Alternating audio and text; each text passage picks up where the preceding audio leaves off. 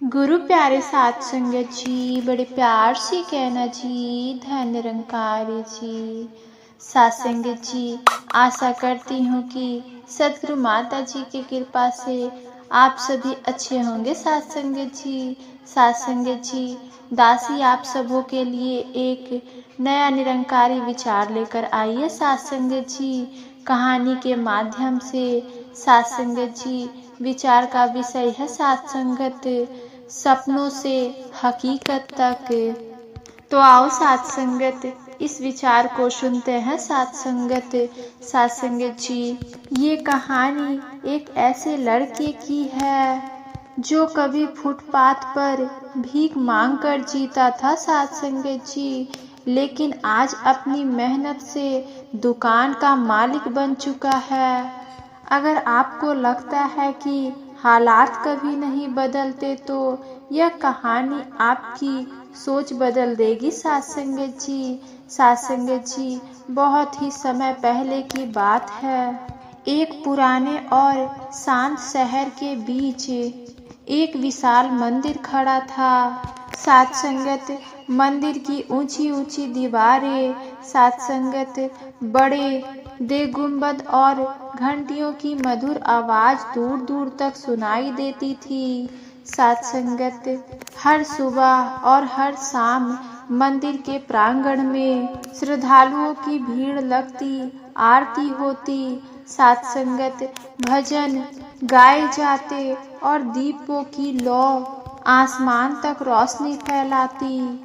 साध संगत, लेकिन इसी मंदिर की सीढ़ियों के नीचे और उसके बाहर बने लंबे फुटपाथ पर एक और दुनिया बसती थी। साध संगत जी, भिखारियों की दुनिया, फटे पुराने कपड़ों में लिपटे, धूल धक्कड़ से भरे शरीर। साध संगत, किसी के हाथ में टूटी कटोरी तो किसी के पाँव में टूटे चप्पल और किसी के पास फटी थैली। वे लोग वहीं खाते पीते और अपनी जिंदगी गुजारते थे। साध संगत जी, मंदिर आने वाले भक्त कुछ सिक्के डाल जाते थे और कुछ लोग खाना बांट देते, तो यही इन लोगों की रोजी रोटी थी। साध संगत, इन्हीं भिखारियों के साथ एक छोटा बच्चा भी रहता था। साध संगत, उसका नाम साध संगत जी राजू था। साध संगत, राजू को इस मंदिर के पास छोड़े हुए 12 साल बीत चुके थे।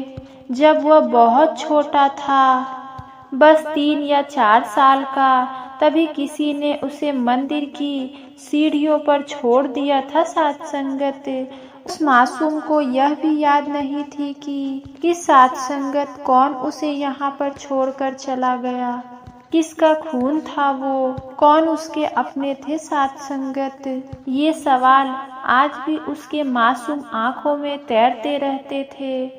शुरुआत में मंदिर के पुजारी ने उसे देखभाल, खिलाने पिलाने की कोशिश की, पर धीरे धीरे वह भी बाकी भिखारियों के साथ घुल मिल गया। साध संगत जी, अब वही उसका घर था। साध संगत जी, वही उसका परिवार था। जो जैसे करता वही राजू सीखता। साध संगत, जो जैसा खाता वही राजू भी खा लेता। दिन में मंदिर की सफाई कर देता, कभी आंगन बहार देता तो कभी श्रद्धालुओं के जूते चप्पल साफ कर देता। शाम को जब मंदिर में भंडारा लगता तो साध संगत, तो वही भरपेट खाना मिल जाता। साध संगत जी, रात को बाकी भिखारियों के साथ वही फुटपाथ उसकी नींद का बिस्तर था। यही दिनचर्या उसकी जिंदगी थी। साध संगत, लेकिन उन सब के बीच राजू को सबसे ज्यादा लगाव था तो वो एक बुजुर्ग आदमी से, जिसे सब बाबा कहकर बुलाते थे। साध संगत जी, बाबा करीब 50 साल के होंगे, सफेद दाढ़ी, झुर्रियां भरा चेहरा और आंखों में गहरी उदासी।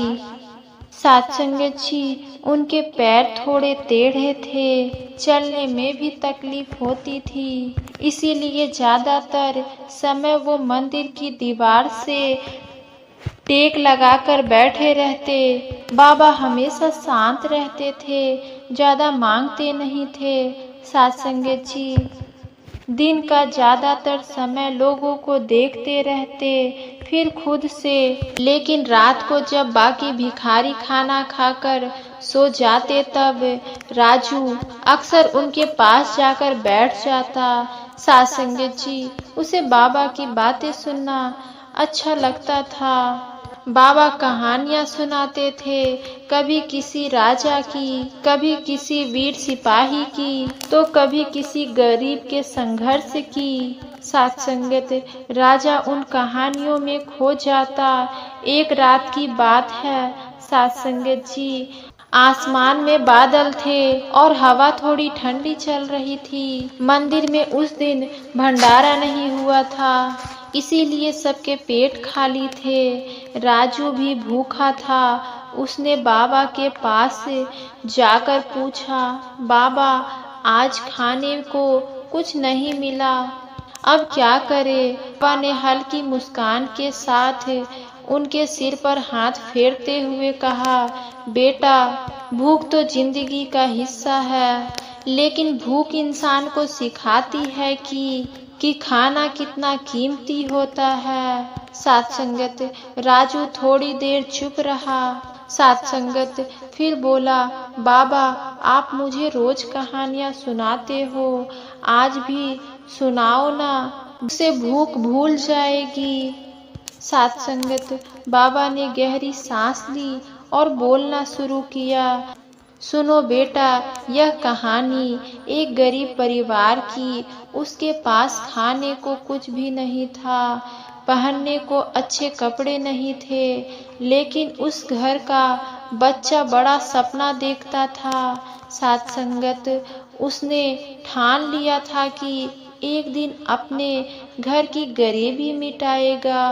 साथ संगत, वह मेहनत करता था, हिम्मत नहीं हारी और आखिरकार उसने अपने सपने पूरे किए। साथ संगत, राजू की आंखें चमक उठी। उसने बाबा से पूछा कि बाबा क्या सच में ऐसा हो सकता है या यह बस एक कहानी है? बाबा ने उसकी आंखों में देखते हुए कहा, बेटा इस दुनिया में ऐसी कुछ भी नहीं है जो इंसान हासिल ना कर सके, बस इंसान के अंदर हिम्मत, हौसला और आत्मविश्वास होना चाहिए।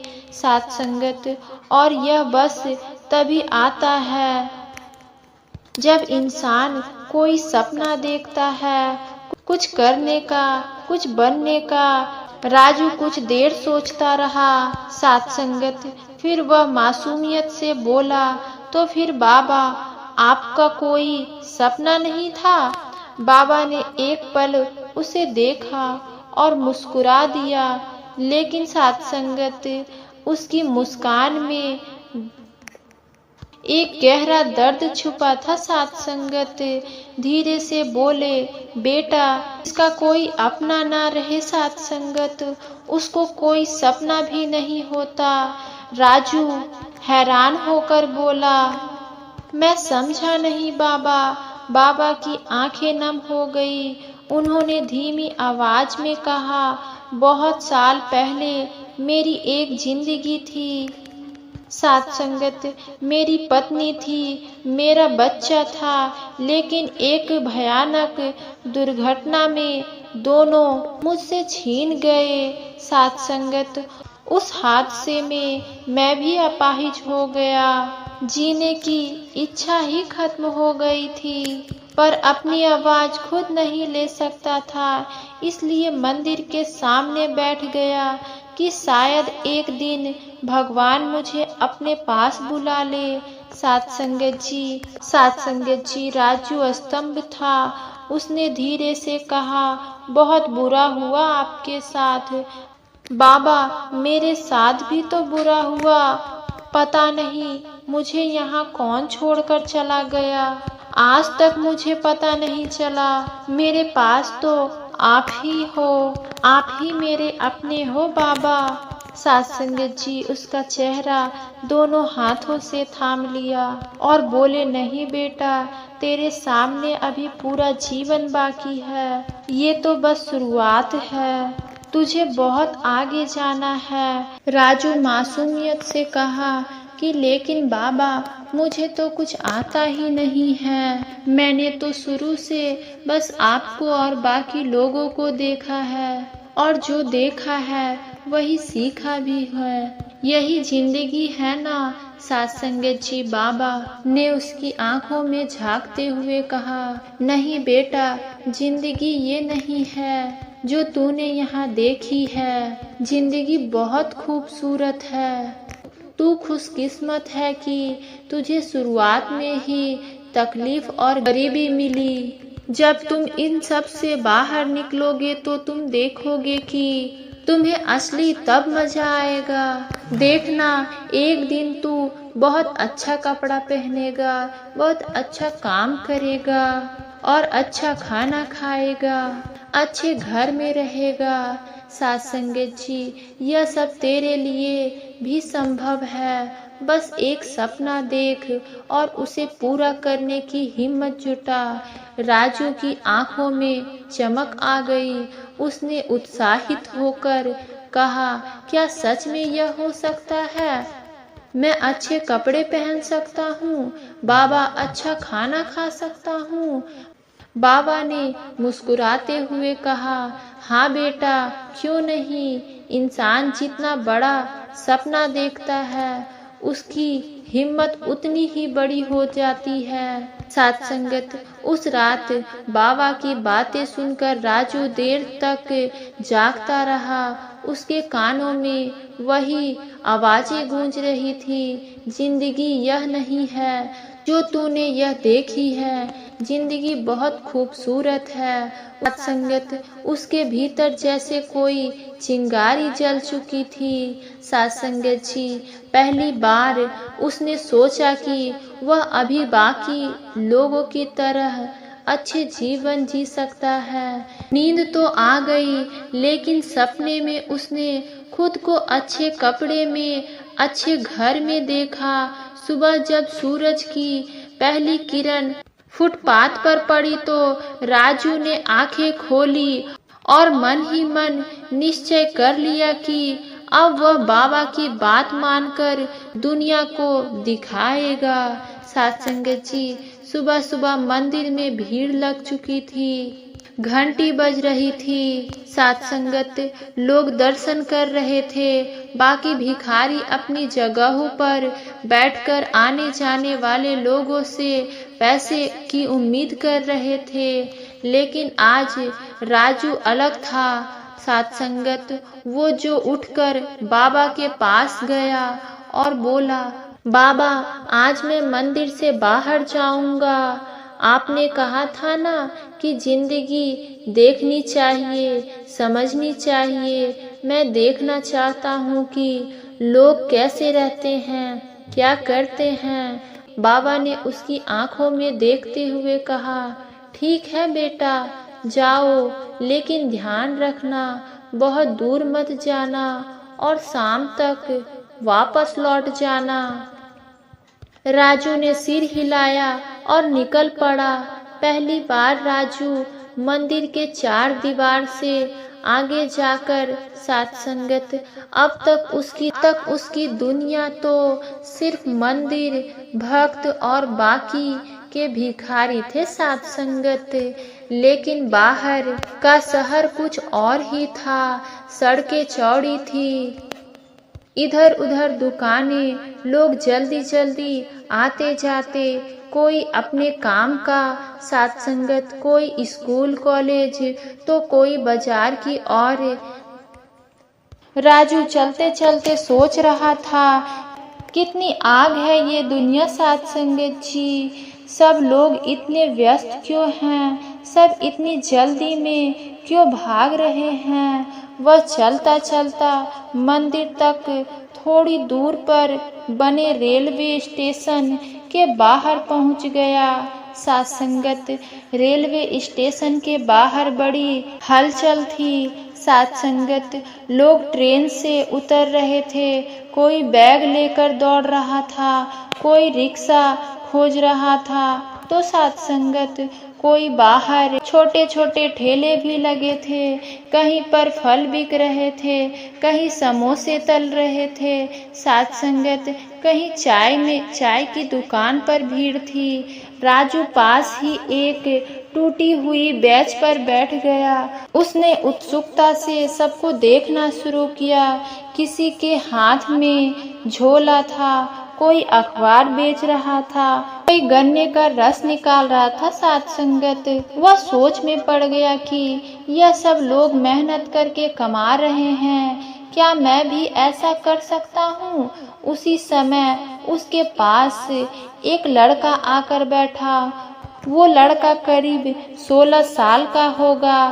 साथ संगत जी दुबला पतला, पैरों में साधारण चप्पल, कंधे पर एक कपड़ा। साथ संगत और हाथ में फोन के बंडल। साथ संगत जी उसके माथे पर पसीना था और चेहरे पर थकान। वो बैठते ही खुद से साथ संगत बड़बड़ाने लगा कि आज कितने पेन बिके, कितने बाकी रह गए, कितना हिसाब बनेगा।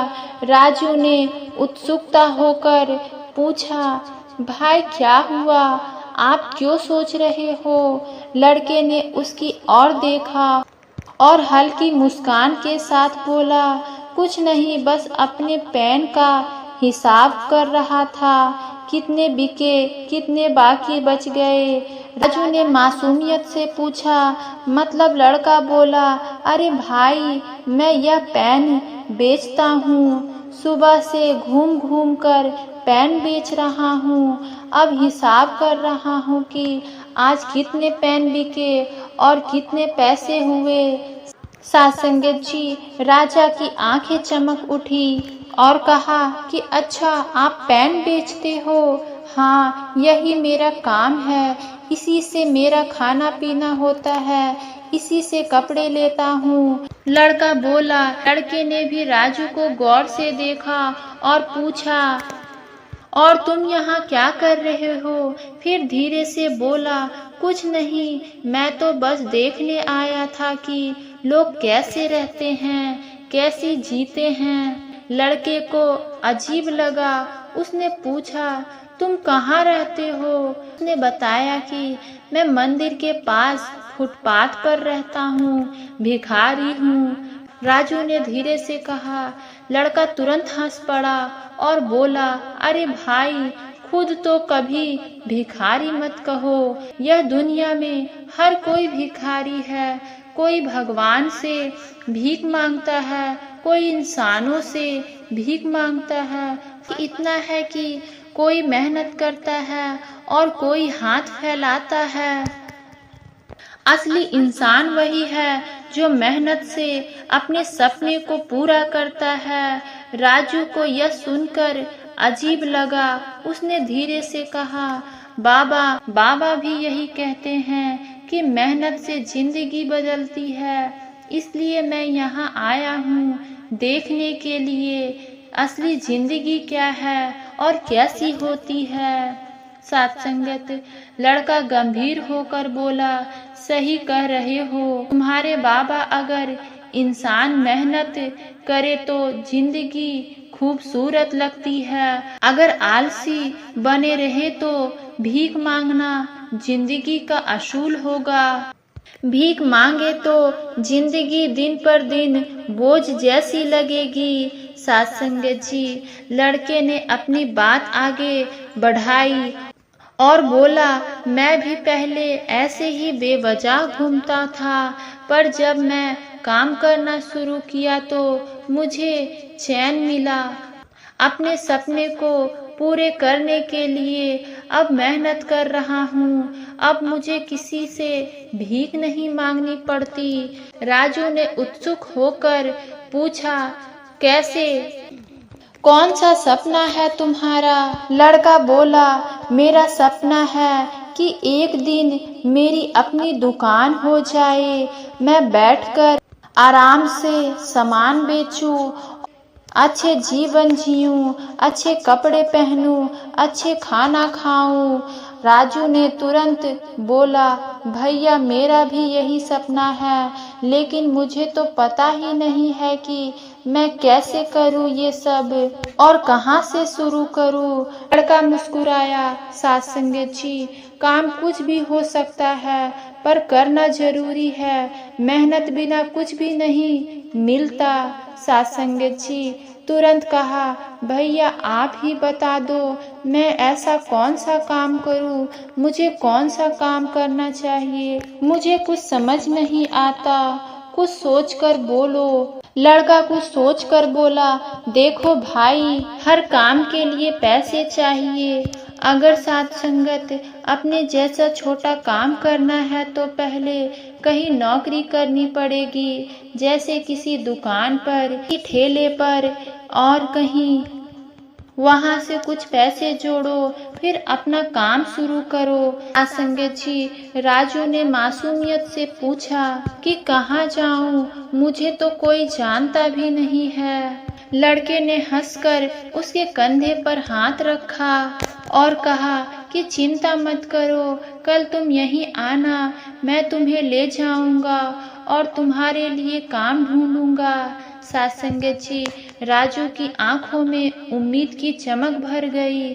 सच भैया? हाँ, कल यहीं मिलना, अब मुझे पेन बेचने जाना है, कल से तुम्हारी जिंदगी भी बदलेगी। कहकर लड़का उठ गया साथ संगत जी और भीड़ में खो गया। शाम होते होते राजू मंदिर लौट गया। साथ संगत, बाबा फुटपाथ पर बैठे थे। राजू दौड़कर उसके पास गया और उत्साह से बोला, बाबा आज मैंने शहर देखा, रेलवे स्टेशन देखा, वहाँ मेरी मुलाकात एक लड़के से हुई, वह पेन बेच रहा था। साथ संगत जी, उसने मुझे बहुत सारी बातें सिखाई और कहा कि मेहनत करनी अच्छी बात है, जिंदगी खूबसूरत लगती है, और उसने कहा कल मुझे काम दिलाएगा। बाबा ने ध्यान से राजू की सारी बातें सुनी, उसकी आंखों में गर्व की चमक थी। साथ संगत जी, प्यार से कहना जी, धन्य निरंकार जी।